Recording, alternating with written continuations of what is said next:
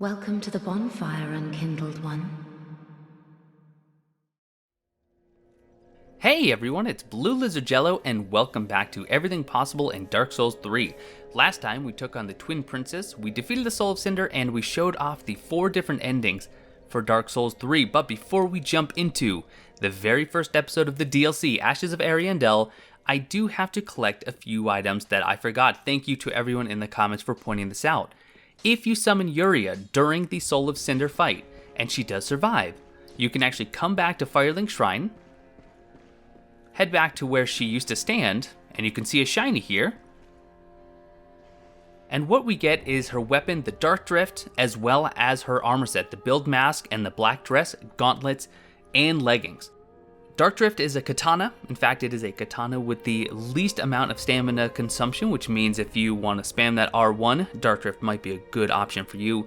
It also has a transparent blade, and because it does so, it has innate shield piercing properties, so you will actually do damage through an opponent's shield, even though the damage is strictly one of physical.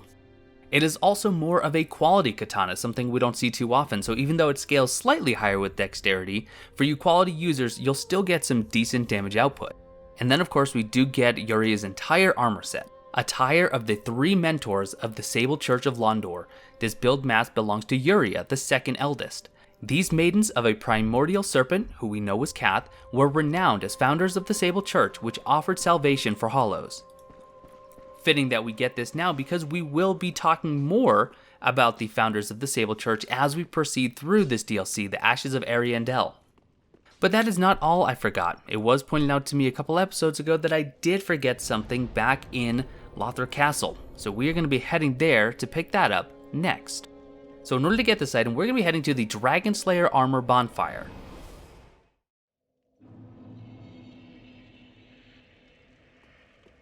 Here we are on the bridge where we fought the Dragon Slayer armor. And you can even see, just peeking over the side, we're going to be hopping down onto that roof in order to get this item. When I picked up the red tearstone ring, I was very close to getting this item, and somehow it completely slipped my mind until you reminded me, and then, well, you reminded me again because I did continue to forget. But that's okay because we're going to be getting it now. Sad thing is, I've actually referenced this item in other episodes. On that corpse is where we got the red tearstone ring. And here in this break, we can just drop down. Of course, if you're worried about fall damage, you could equip the Silver Cat ring. And then one more drop. And we get Keitha's Chime. Keitha, we know, is the goddess of tears. She is actually the one who created the red and blue tearstone rings. Actually, they are formed from her very own tears to help people who would equip them. But the Keitha's Chime is really good for dark miracles, because dark miracles, when cast with Keitha's Chime, scale with both faith and intelligence. Now, if you cast a normal miracle, it does work, but it only scales with the faith stat, not intelligence. Sacred Chime, blessed by Keitha, goddess of tears, rare even among Korean clerics. Affected by intelligence, a rare thing for miracle catalysts, and also agreeable with miracles that lean towards the dark. Its existence is concealed in the name of the Archbishop, as it is anathema. And lo and behold, we are not yet done because one other questline remains unfinished. I foolishly believed that I had done this previously, but now we need to go take care of Ringfinger Leonard. Back in Firelink Shrine, and before we head to Rosaria's bedchamber, I need to apologize to several viewers. Many of you pointed out that because I wasn't very clear about what happens when you offer a pale tongue and the consequences with Sears' questline, several of you have mentioned that you have actually messed up that particular quest for that playthrough, and I really am sorry. These are things that I need to start thinking ahead about when I'm making these walkthroughs. But here in Rosaria's bedchamber, if we do want to complete Ringfinger Leonard's questline, we do need to offer a pale tongue. Now this is different than offering a pale tongue to change your appearance or to change your stats.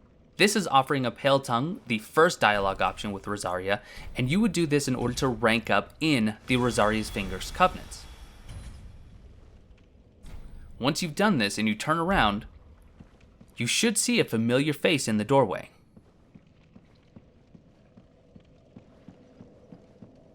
Based on his unusual garb, it sure looks like it's Ringfinger Leonard. So, you've chosen to serve Rosaria after all. She will be pleased with me for finding her another finger. But be warned, my friend. Rosaria's fingers need only fetch tongues for their mistress. Otherwise, we are free, unchained. Like Yellowfinger, you can choose to believe that all fingers share camaraderie. But do not force your romance upon the rest of us.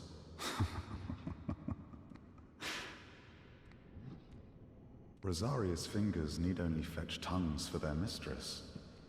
Otherwise, we...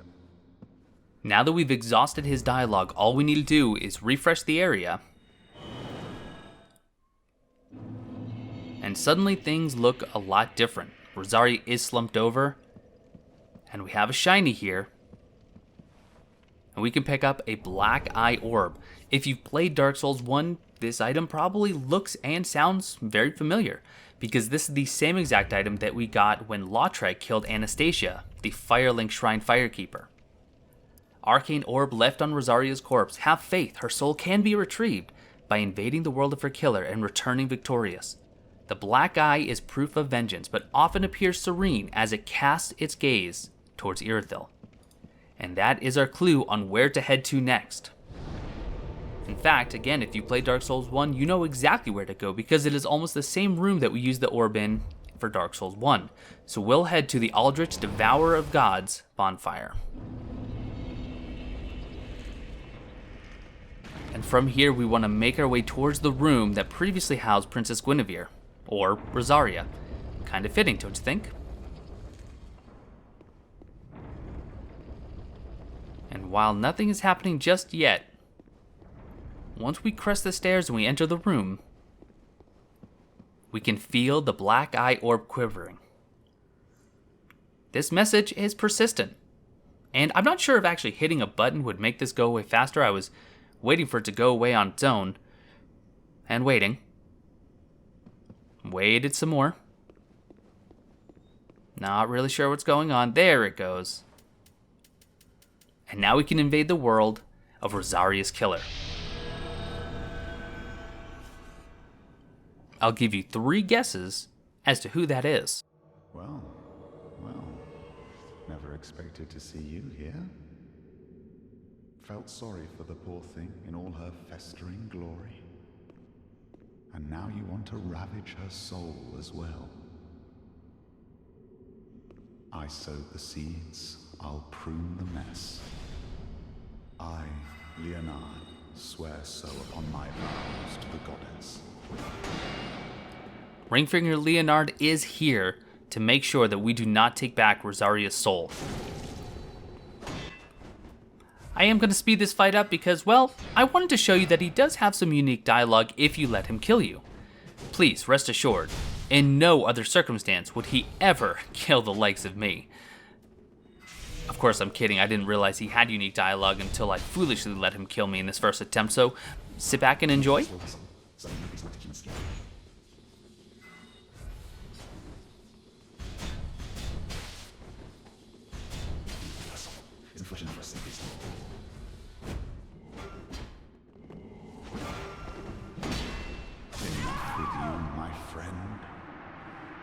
Of the goddess does not die. You know, I'm just realizing that he calls himself a Knight of the Goddess, which is, to me, further proof that Rosaria was Princess Guinevere, who would have been considered a goddess. Held back for more, are you? Vicious one, aren't you? I knew it all along. And now you want to ravage her soul as well.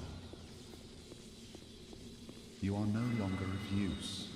You'll run free no more. I, Leonard, swear so upon my vows to the goddess.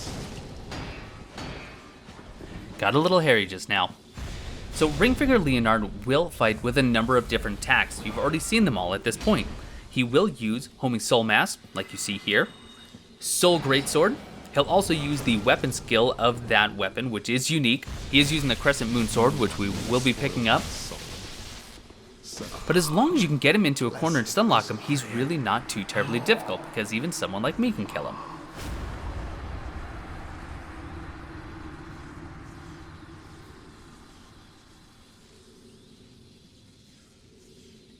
And once we are back in Anor Londo, we get the Soul of Rosaria, the Crescent Moonsword, and we get his Silver Mask. The Soul of Rosaria can be consumed for 5,000 souls, or you can transpose it into the Bountiful Sunlight Miracle, which we'll be looking at momentarily. There is no reason to use this to revive Rosaria. If you approach Rosaria, you do get the option, but you can actually still rank up in the Covenant, alter your appearance, and change your stats, all without using the Soul of Rosaria to revive her.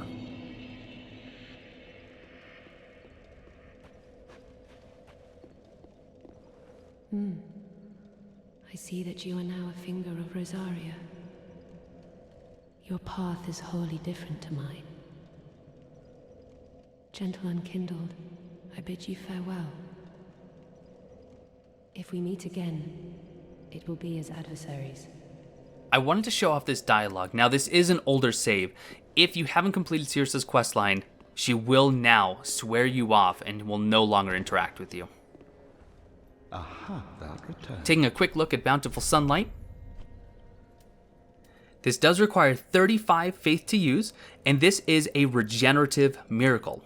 It restores 10 HP per second for you and anyone else in the vicinity for 60 seconds, or that can be extended using the Lingering Dragon Crest Ring, but it still only heals for a total of 600 HP over its duration. I also briefly want to mention the Crescent Moonsword because it is a pretty unique shotel. It does have shield-piercing properties, and the skill, Crescent Blade, you saw Ringfinger Leonard using. It does send that wave of energy directly at your attacker. Hey everyone, it's Blue Lizard Jello, and well, I'm only kidding, I already did my introduction, but now we are going to be heading into the Ashes of Ariandel. But before we do that, let's take a look at the gear we'll be using today. I do have Lorien's Greatsword upgraded to +5, this of course was transposed using the Twin Princess Soul. The Composite Bow upgraded to +10, I will be using both fire and poison arrows. I have the Pyromancy Flame, which has been upgraded to +10. For Fashion Souls, I have the Undead Legion Helm, Faram Armor, the Undead Legion Gauntlets, and the Eastern Leggings. I just thought this armor combination looked warm. I have Havel's Ring, the Ring of Favor, the Prisoner's Chain, and taking a quick look at my absorption between the Prisoner's Chain and the Fire Clutch Ring, you can see I'm going to be taking some damage if I get hit. And then for consumables, the Estus and the Ashen Estus, Alluring Skulls, Rope Black Fire Bombs. I'm going to be trying these out. You'll see how well they work in just a minute. And the Rime Blue Moss Clump just in case I do inflict some frost buildup. And if you'd like to take a look at my stats, go ahead and pause the video now.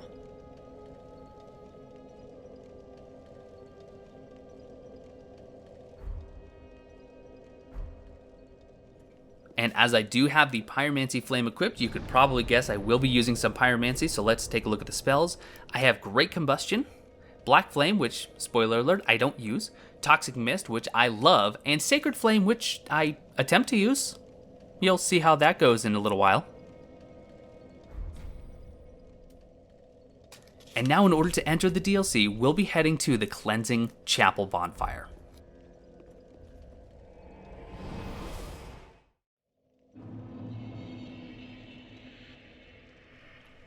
Kneeling to the right of the altar, we have Slave Knight Gale. Slave Knight Gale, well, he's an interesting character. Ah, you again. I knew it. As any ash seeks fire, you will surely help me. My lady lives in the cold land of Ariandel. I need you to show her flame. A proper flame that will burn the rot away. You will thank me when it's done. A quick note here, if you do choose to refuse, he'll ask you again as soon as you talk to him. Also, if you kill him, he will just respawn when you reset the area. Ah, thank you. They of ash never fail. Just a moment, then. The painting of Ariandel. Well, rotted scrap of it, that is. Go on. Take it. Touch it.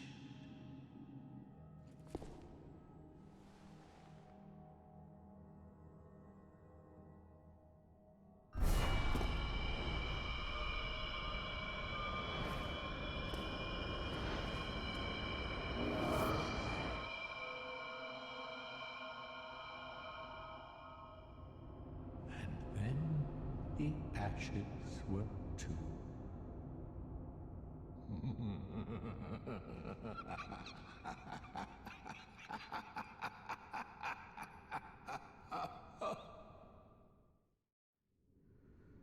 I love the way this DLC kicks off.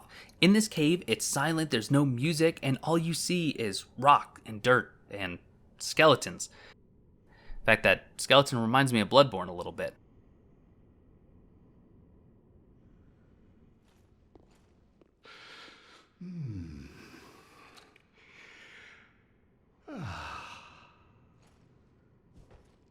Here we have our very first enemy, the Drowsy Forlorn. I'm only kidding. There's really no reason to kill this one. Have you just arrived? How very unusual. Just how long has it been? Rejoice, my new friend, for this is a true haven of the forlorn, the cold and gentle painted world of Ariandel. Quick, go along. Find one for yourself. A sweetly rotting bed to lie upon. He does have a couple of other lines of dialogue, but really nothing more enlightening than what we just heard. Here in this corpse, we do have 2 more Rime Blue Moss Clumps. Again, these Moss Clumps will reduce Frostbite buildup. Could be potentially important for one of the bosses in this DLC. And here we are, finally, in the painted world of Ariandel. You can see the snow-covered landscape ahead of us. We have a bonfire, but we also have this developer message. Only the mighty may proceed. Now, there is no level cap. In fact, FromSoft never even gave us true level recommendations. This can be done at Soul Level 1. Typically, the recommendation is that if you can get through Lothar Castle, you should be able to handle this DLC, although it has some difficulty spikes. You can see these half-tree, half-women, the tree women, or the birch women, as the game calls them. If the hair is static, like these ones, then it's safe. If it's moving, well, you'll be seeing those in just a little bit. Wielding a torch, we have our very first Farron followers. We'll be seeing them quite a few times. But let's dispatch him very quickly. Engaging the weapon skill of Lorien's Greatsword. Picking up a Titanite shard. You don't get their weapons from the followers. You can only get their armor, Titanite shards, and large Titanite shards. But we will be getting their weapons throughout the DLC. Killing this one giant fly, and right behind we do get a poison gem. That fly, we do fight several of them. They can drop human pine resin, it's somewhat rare. And they also have this unique mechanic where if they're flying, they actually take double damage. So if you're having an issue with them later on, think about using a throwable or a consumable item to take care of them while they're in the air. I'm heading back close to where we started because if we try and head right up the middle, there are a number of Farron followers, and this way that I'm going to show you is a lot safer. Taking out the bow, up on this rock face here, you can see another follower with a torch. Gonna knock him in the head there and then back off. Now you are gonna see his weapon skill as soon as I graze his shoulder. But there is the weapon skill of the torch weapon. We have another one coming to his aid with the shield. But we'll take care of him, take a little bit of damage. Now the followers with the shield will often block. So if you can remember how to do the kick, which is up on the analog stick and a light attack at the same time, now some weapons do have a unique move, then you can open them up for a critical and kill them usually in one shot. Their health isn't too high. Taking a look at their armor, there are definite similarities between them and the Abyss Watchers, and that's no mistake. They are both part of what they call the Undead Legion. We do have that one follower who's just sitting on the ground ripe for a backstab. If we do that, however, we will be approached by several other followers, and I find it a lot safer just to pull the ones that are actually standing, such as this one. From here, I am going to back off because I want them to come to me and not the other way around. Once again, with his shield raised, we can just break his guard, finish him off with a simple light attack, and now we have our third type of followers, this time with a Javelin. And again, that skill that he's using is one that we'll be able to use. Just dodging around because I want him to get a little bit closer. I'm going to dodge under the Javelin, and I'll wait for one more. And launch him into the air with that awesome heavy attack follow-up with Lorien's Greatsword's weapon skill. I don't normally use heavy weapons, but this one has been a lot of fun to use. But now we're safe to take this one that's been sitting. Nice charge, heavy attack later, and he is gone. We do have 2 more that we have to deal with. But I do want to circle around. Here we have another Javelin thrower. Just because they can throw the Javelin doesn't mean that is their only attack. They will poke you if you stand within melee range. And here's the 4th and final type of follower. This one was using the Follower Saber. Kill him pretty quickly, but we'll be getting that weapon in the next episode. Don't forget a shiny here, the Large Soul of an Unknown Traveler. And as we approach this ledge, we can see a shiny. Something looks a little bit off, and if you've been paying attention, you probably understand that FromSoft loves to pull traps. So as we approach, the snow ledge does give away, and we drop down. Fortunately, no fall damage. We can grab this ever-important Rime Blue Moss Clump, and now we are in the forested snowfield. This field can be fairly straightforward, or it can be a death sentence, depending on how you take it, and I'm going to show you exactly why. First, we're going to do a little bit of bonification here. I'm going to get rid of my Greatsword for now, and I'm going to swap to my 2 Pyromancer rings, the Great Swamp Ring and the Witch's Ring.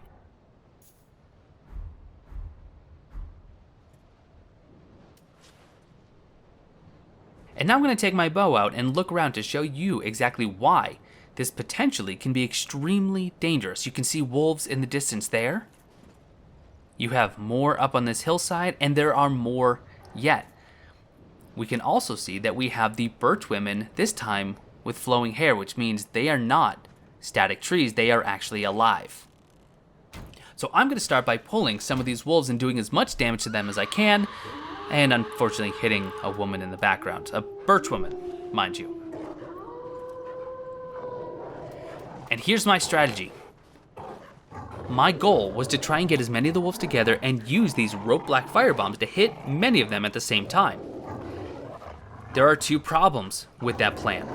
Number 1, the wolves are very smart. In fact, they have some of the best AI in any Souls game. They will circle you, they will hunt in packs and try and attack while you're distracted by another one. The other thing is that, well, the rope black fire bombs, they're pretty terrible.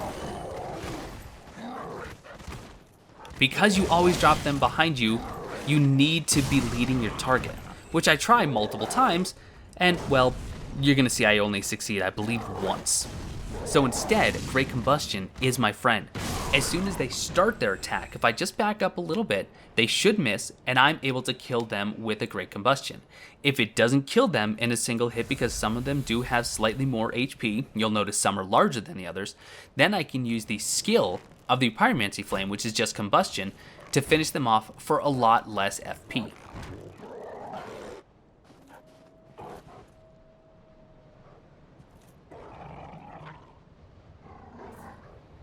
Dealing with this next group of wolves.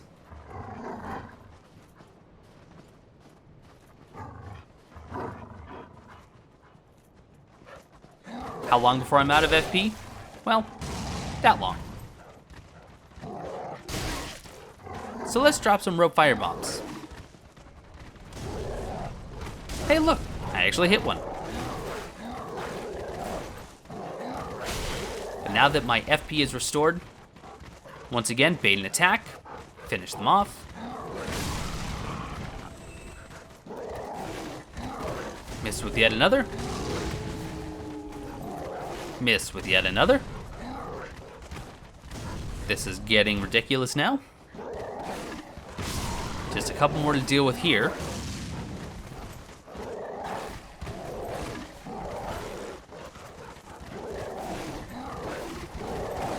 Topping off the health because I was getting a little nervous because there are several more yet.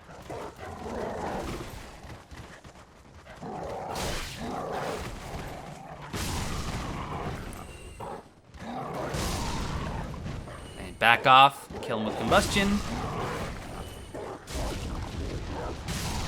And that's it for this group. We're not quite done with the wolves yet, but we are a little bit safer, so we can run ahead and get this one piece of loot, the rustic coin.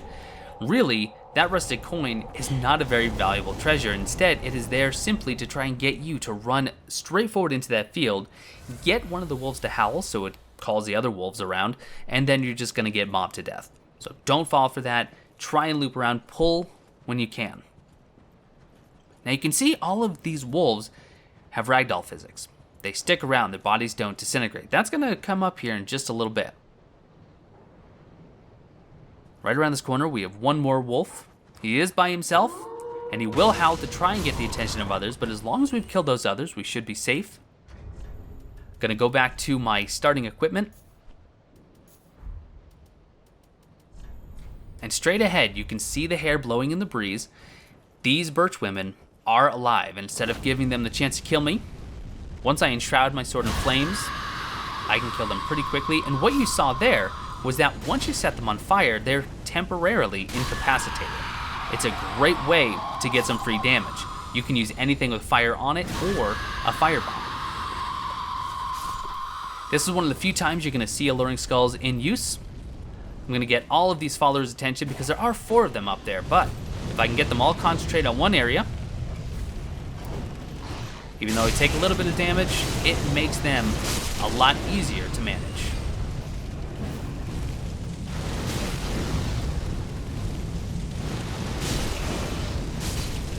And now we get our first follower weapon. The Follower Javelin. The Follower Javelin is a quality weapon, meaning it does scale with both strength and dexterity. The followers attack in groups, surrounding foes, shielding themselves, and thrusting their spears at their foes. On a final command, they hurl their spears at their fallen foe to give the retired warrior an honorable send-off. And the skill is Hurl Spear. That same skill that we saw them using, we can now use. Now, I did some testing with the Follower Javelin, and I learned some interesting things. Resins do not apply to the skill. So if you put on something like charcoal pine resin, it's not going to apply any extra damage. By the way, large soul of an unknown traveler. But please, let me continue. If you infuse it, which the Follower's Javelin does a great job at infusing, especially the elemental infusions like magic or lightning, those infusions will cause extra damage from the hurled javelin. But if they have a status effect like bleed or poison, those do not get stacked up with the weapon skill. I did test this and I am confident in saying that. So while it is a really fun weapon to use, understand that you can't cause poison, you can't cause bleed, and resins aren't going to do you any good. At least not for the weapon skill. We saw a look at a giant wolf up on a cliff. We'll be dealing with him momentarily, but first, I do want to pull a couple more wolves. I don't want them interfering with the fight with that big wolf because, yes, we do have to fight him again. I say again, that's not actually Sif. A lot of people thought it was Sif. Another wolf starting to get up. You can see that he just waits. Again, the AI is very clever here. Might as well use another black firebomb, these rope firebombs that worked so well in the past. There we go, another great example. Alright, 1 out of 10. 1 out of 10 in its effectiveness when I use them, and 1 out of 10 is how I would rate that item overall. Kids, don't use rope black firebombs. Thanks a lot, Patches. We have one more small wolf to deal with in this immediate area.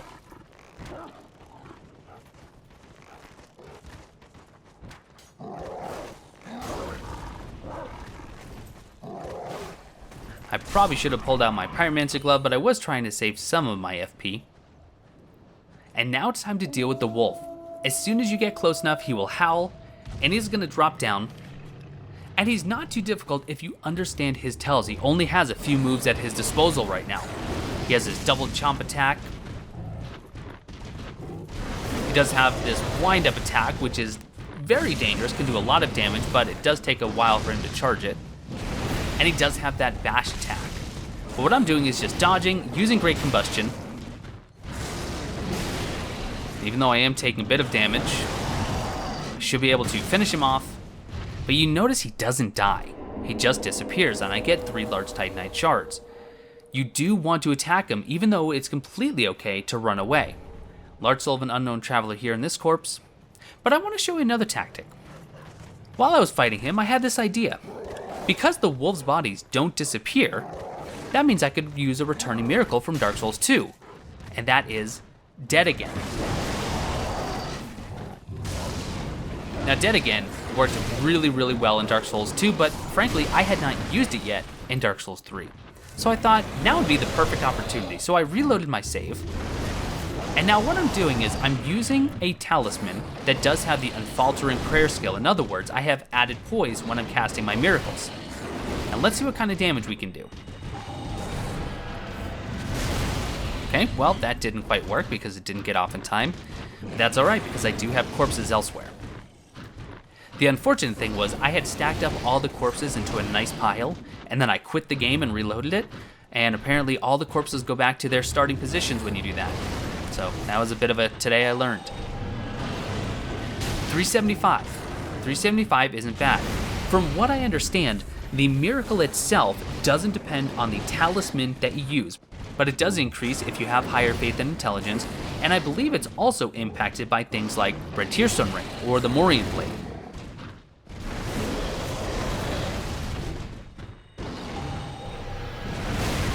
$750, which means I did hit him with 2 of the corpses.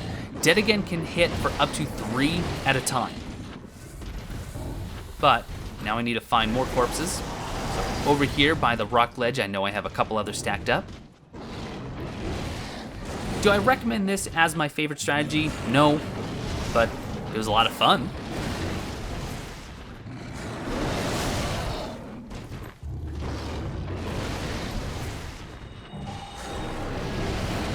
And there we go.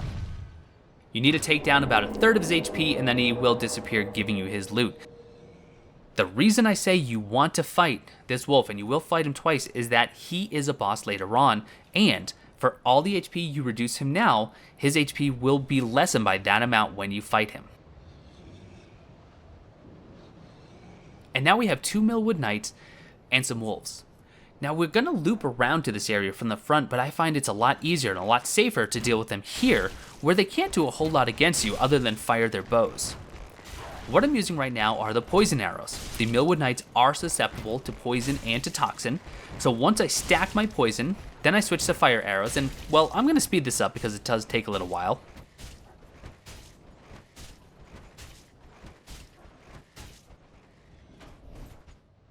You also do get an opportunity here to see their arrows at work. We will be getting that weapon. In fact, they're guarding that weapon, but we'll be seeing that later on in this episode. But that is 1 Millwood Knight taken care of. Next we have this one.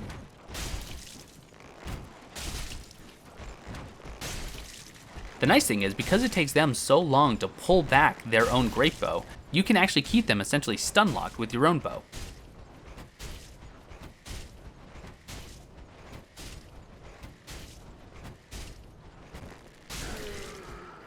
Second Millwood Knight down, and now let's just deal with the wolves.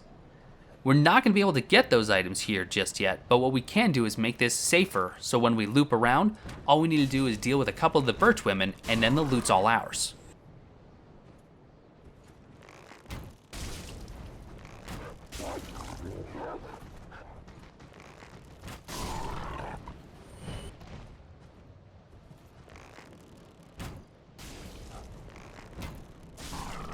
And there we go. By the way, it does look like you may be able to jump up that ledge. If you've ever made it, great, teach me how. I swear you should be able to do it, but I haven't been able to make it work. So if you have a strategy, let me know and I'm happy to try again. I am going to be going back to Lorien's Greatsword now. We will be using the bow and some pyromancy throughout the level, but Lorien's Greatsword is going to serve us for a while yet. Because now we have this looming tower. You can see there's a Millwood Knight right there with his great bow. In fact, there's another one above him. But also, we have more Millwood Knights here on the ground. This time, these ones are using their battle axe and shield. I tried to proc poison using my poison arrows, but it seems like the shield just has too much poison resistance, and I wasn't getting the buildup I had hoped. So instead, in just a moment here, I'm going to realize this and switch to Toxic Mist.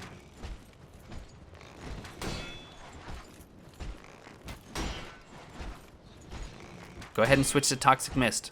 I promise it works. There we go. One breath of Toxic Mist is enough to proc it, and we're doing 26 points of damage for every tick, and that is nothing to joke about. And now it's just a matter of watching out for his Warcry. The problem with the Warcry is that it does have quite the stun, and it's easy to get caught up in it. But what I've noticed is that once they stun you with the Warcry, there's always a lag between that and when they attack, and it's usually enough to roll out of the way. So as long as you don't panic when you get stunned, you should still be safe. First Millwood Knight is dead. He does drop the Titanite shard. They can drop Titanite shards, large Titanite shards, or heavy gems. You're not going to get their armor or their weapons from drops. You will get them, but we'll talk about how a little bit later. Using the weapon skill here just so we can take care of this one tree woman. Easy enough with a charged R2. And now we're actually going to make a beeline for the tower. We can see that there are some other Millwood Knights and Wolves, and to the left we have some other enemies, namely the Birchwomen, to deal with, but we want to take care of those archers because we don't need their range attacks interfering with us while we're already out on a very dangerous battleground. Soul of a Weary Warrior, and we can hear some movement, and that's because we have a good friend, Millwood Knight. Free backstab here, and now I thought perfect time to use Sacred Flame. Okay, perfect time to use Sacred Flame. Okay, we're done. We're just done. Now that did some damage, but Sacred Flame, it does have some wind up, and frankly, the damage is just not worth it. So instead, we're just gonna use Lorraine's Greatsword. Things did get a little bit hairy for me here.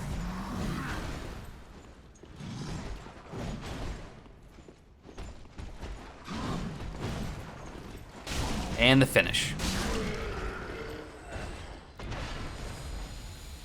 He did drop a heavy gem.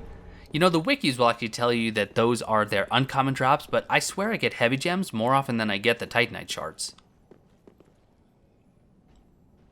You can take a look down at where they could have been sniping us from, because that was one of the archers. But now we can climb up this ladder.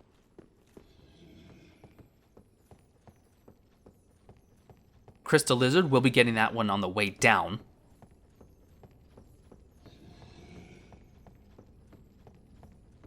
And I just love this next part. See, this Millwood Knight has no idea we're here, and if we make too much noise, he will realize. But instead, all we need to do is charge up an R2 with a follow-up. You know, like the people on the Death Star, they really should have installed railings.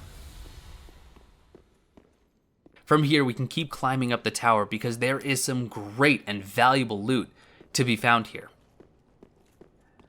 The shiny over on this ledge, it's actually relatively easy to jump to, and I took the most dangerous route. You can actually jump directly off the stones. You don't have to run on this narrow piece of wood. But you get the Millwood Battle Axe. Oh, by the way, you can actually drop down from above. You just take a little bit of fall damage. The Millwood Battle Axe does have the same exact moveset of the normal Battle Axe, and the Warcry is the same, kind of. It's a little bit different. When you use Warcry, you're going to perform a leap attack. You've actually seen that already by the Millwood Knights. When you land, you activate Warcry, and it does stun enemies in the immediate vicinity. And of course, when Warcry is active, you do get a boost to your damage, and you do get a change in your heavy attacks. It's actually a lot of fun to use.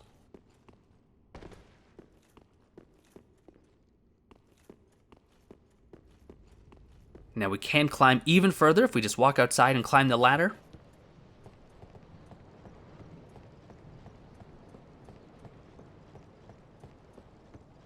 And we have two shinies up here. On this corpse, we get a large soul of a weary warrior, and then out on this support beam, we get the captain's ashes. When we hand these ashes into the shrine handmaid, we unlock the Millwood Knight armor, which is the helm, the armor, the gauntlets, and the leggings. We unlock the Millwood Great Arrows, and we also get 3 refined gems available for purchase. Long ago, when the Millwood Knights lost the forest they called home, they began a journey so long that even thoughts of their sworn enemy washed away, replaced by a vision of a cold and brittle wood.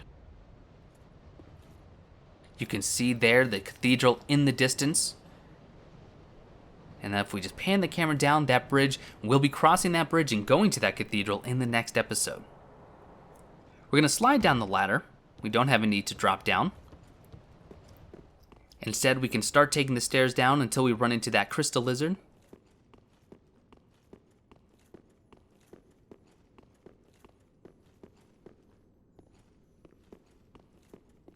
You can see him just behind that ladder.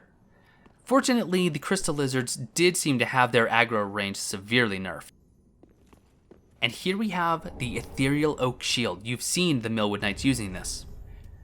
This shield does have a 100% physical block rate. It only weighs 5, so it's a solid 100% physical block shield, and it does give you a 2 hit point per second regeneration. And of course that does stack with other regenerative items, such as the Sun Princess Ring. The HP gain does not increase as you upgrade this shield, just keep that in mind.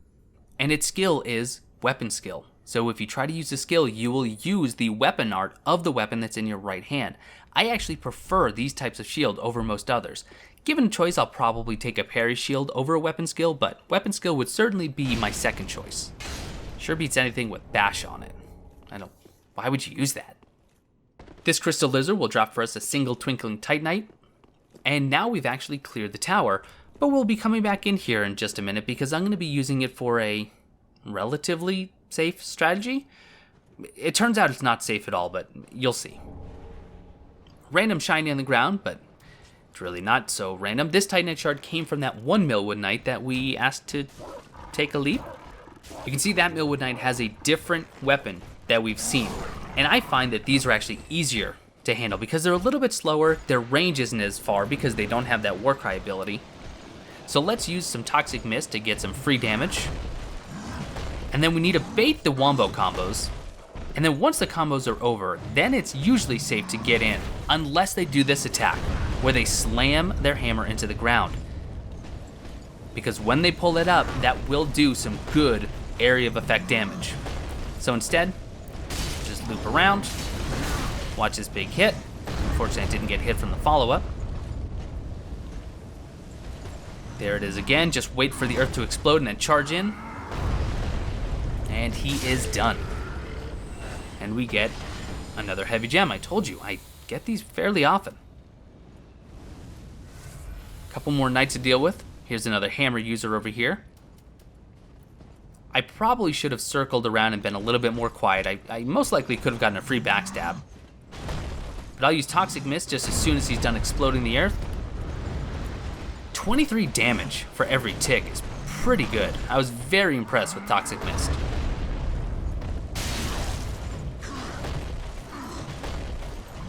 Once again, just wait for it. Back up. And free damage here. Back off again. And just bait another attack. And I took a little bit of a risk here. But while he was actually winding up to break the earth, I was able to get that poke. We actually got 2 Titanite shards from that Millwood Knight. He was guarding a shiny, because as if we didn't have enough, we do get 1 free heavy gem. And just 1 more knight and his wolf companion left, and sadly, this entire area, it's guarded by such strong enemies, and it's all for 1 single shiny out there on the ledge, and frankly, that shiny, it's just not worth it. And you're gonna see why as soon as I pick it up.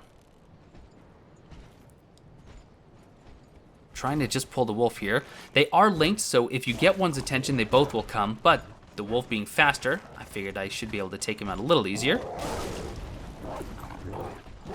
And sure enough, now it's just the knight to deal with. And get him set up with Toxic Mist, even though I took damage through it. You can see just how quickly that adds up. I'm not sure, I didn't test this, but you may even be able to kill it with Toxic Mist alone. With a single Toxic Mist, that is. Do need to be careful of my stamina usage. And just roll through that attack, get the poke. He's almost dead. 1 more hit will do him in. Just bait the attack, roll through this one, and the poke. Easy as that. Another Titanite shard and the grand loot that they were guarding. I think that's a sound that's made on Price is Right when you get the answer wrong. 6 homeward bones. That's it. That's what they were guarding. So if you want to skip this area altogether, I don't blame you. Just go to the tower, get the loot there, and don't forget to loop around the tower for the one shiny that's hidden among the rot.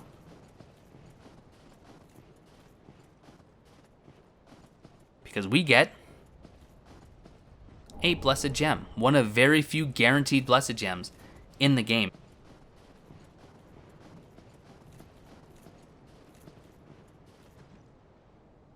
Up on this pathway, you can't see him yet, but the big wolf is going to be there again with several smaller wolves. But before we do that, we did clear the way to that one bit of loot that the Millwood archers were guarding. But before we actually get there, there are several of the birch women. So what you want to do is miss on the first attack. Again, you want to build up their confidence that you're a terrible player. I happen to do that naturally. And with the birch women, there's actually 3 types. There's the ones that do just the standard attacks with the grab attacks or the frozen breath attacks, which we haven't seen yet. You will here in a second. There's the ones that do have the small flames, like this one, and they will send those flames out to get you, so it's best to kill them very quickly. And then there's one unique variant, but we'll be getting to that one in the next episode. I had thought that I killed that one, which is why I ran away, but let's just get rid of these smoldering flames. Finish this woman off. Quickly get in to kill this birch woman. Now my flame has worn off, so it does take 3 hits instead of 2. A little bit of contact damage there, not terrible. And over to my right is where the snowfield is. That's where all the wolves are. Fortunately, they're all dead. So even if I were to fall down there, it wouldn't be that big a deal. Remember when I said if the hair's not moving, you don't have to worry about it? I have to remember my own advice. We get a Titanite shard and another Titanite shard from the Dead Knight. They were guarding the Millwood Greatbow and 5 Millwood Great Arrows. The Millwood Greatbow has the highest base damage of all the great bows in the game, but it also has the lowest range. And if you use the Millwood Great Arrows, which again are the highest damage great arrows in the game, they also have the lowest range, which means if you combine them, the range is rather sad. In fact, you almost have to be at point blank range to get the most out of it. But the skill is Pierce Earth, and we saw that with the arrows that those Millwood archers were shooting at us. Once they connect to the ground, they will then explode just a couple seconds later and do some area of effect damage. If you hit a target with a great arrow, it will not explode like that. But that skill, the Pierce Earth, does work with any great arrows. I did test this with the Omnislayer great arrows as well as lightning great arrows. As long as you're using the weapon skill of the Millwood Greatbow, it will do the Pierce Earth skill. But now it's time for the second encounter with that Great Wolf. Now, I wasn't really thinking here. I know. Surprise, surprise. I switched out my Lorraine's Greatsword just for my standard Pyromancer setup, which I was okay with, but I also could have been using the bow, and I didn't realize that until after I recorded this, so hindsight is 20/20, but that seems like something anyone should have seen. This is where I'm going to use the tower to my advantage, because it's a good choke point, or at least I thought it was a good choke point. You're going to see just how well that goes here once the Great Wolf starts getting involved. The plan was to have all the smaller wolves come in one at a time, deal with them, and then I can just use Great Combustion on this wolf when he gets stuck in the doorway. It was a solid plan, I thought.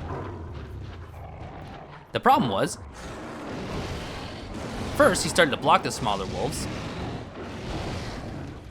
Eventually he started letting them in.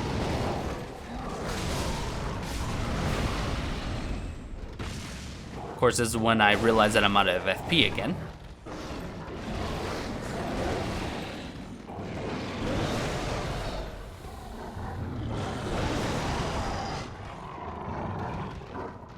This could also be an opportunity to use Dead again. Because if you can stack up all the wolves in the doorway, you can actually get them because the Dead Again explosion has a pretty good range.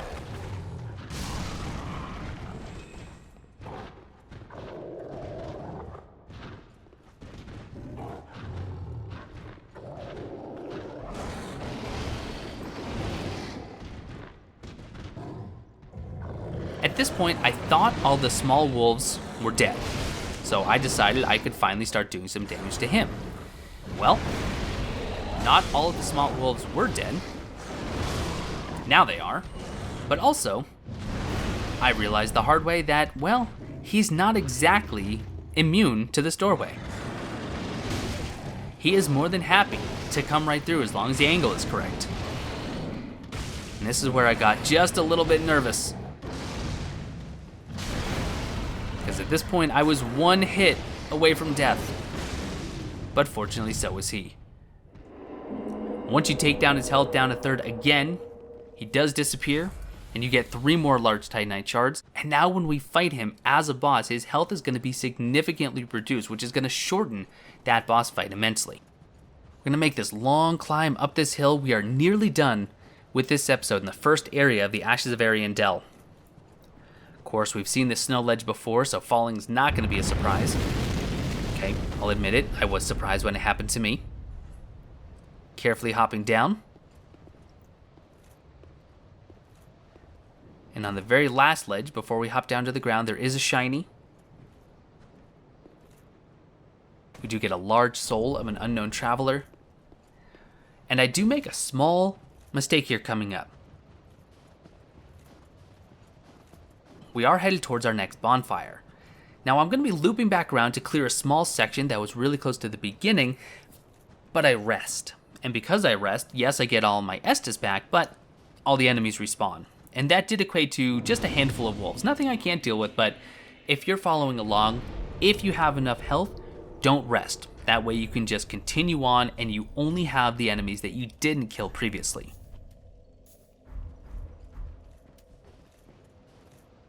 There's the bridge and cathedral that we saw when we were climbing the Millwood Tower. But we're heading backwards. We're going to climb this hill. Can see some birch women dotting the sides. But as long as we're observant, which I am not, you would notice that the hair is not moving, so we don't have to worry about them. But that one straight ahead is. So we'll take care of this birch woman. And here you can see the frostbite breath, and my frost meter is building up pretty quickly. I didn't have a need to use the Rime Blue Moss Clumps yet, but having them on your hotbar is not a bad idea. Here are those wolves that I said I had already killed.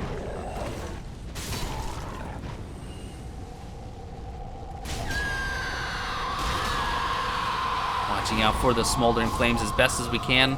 Again, using a fire weapon is incredibly effective because typically one hit's going to stun them.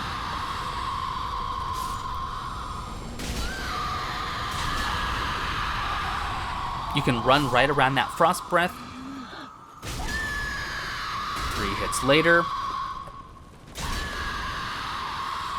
We do get a large Titanite shard, but now we have an even more important piece of loot once we kill this last birch women. Those wolves ahead of us, we're going to leave alone. We don't have to engage them. We can leave them be because we are outside of their aggro range. Thankfully. You can see this rot down there. We have more of these giant flies, and I did apparently run past one of the birch women, so we have to deal with them.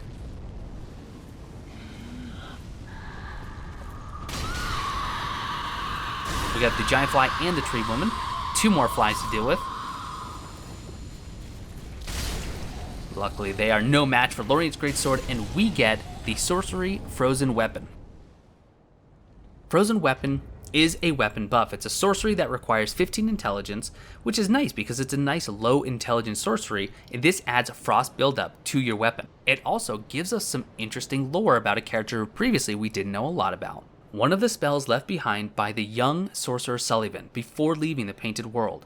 It imbues right-hand weapon with frost. Sullivan was born and raised inside the painting, yet had little use for his frigid homeland since he had not yet experienced loss. So we now know Pontiff Sullivan was actually born here in the Painted World of Ariandel. One more shiny to pick up, and that would be 2 black fire bombs.